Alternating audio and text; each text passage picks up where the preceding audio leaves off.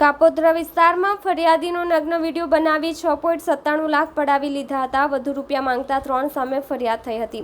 કલ્પેશ ખાખડે, અક્ષય ઠાકોર અને એક અજાણ્યા સામે ફરિયાદ થઈ હતી. પોલીસે આરોપીને અગાઉ ઝડપી પાડ્યા હતા. ત્યારે અક્ષય ચૌહાણને પોલીસે વોન્ટેડ જાહેર કર્યો હતો. જો કે પોલીસે વોન્ટેડ અક્ષય ચૌહાણને ભાવનગર ખાતેથી ઝડપી પાડ્યો હતો.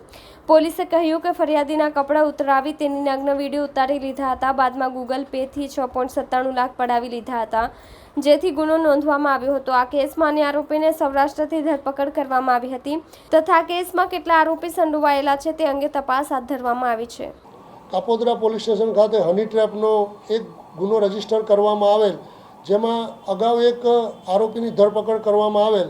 આ ગુનાની એમઓ એ પ્રકારની હતી કે ફરિયાદી તથા ભોગ બનનારને કપડાં ઉતારી તેના નગ્ન વિડીયો તથા ફોટા બનાવી તેની પાસે ગૂગલ પે એકાઉન્ટથી કુલ રૂપિયા 6,97,501 રૂપિયા પડાવી લીધેલ હોય.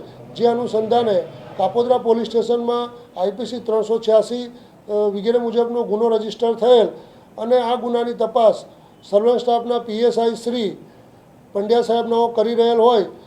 આ ગુનાના અન્ય એક આરોપી અક્ષય ઠાકોર જે મૂળ ગારિયાદરના હોય તેઓને ગઈકાલ તારીખના રોજ અટક કરવામાં આવેલ છે અને હાલ આ ગુનાની તપાસ તજવીજ ચાલુ છે.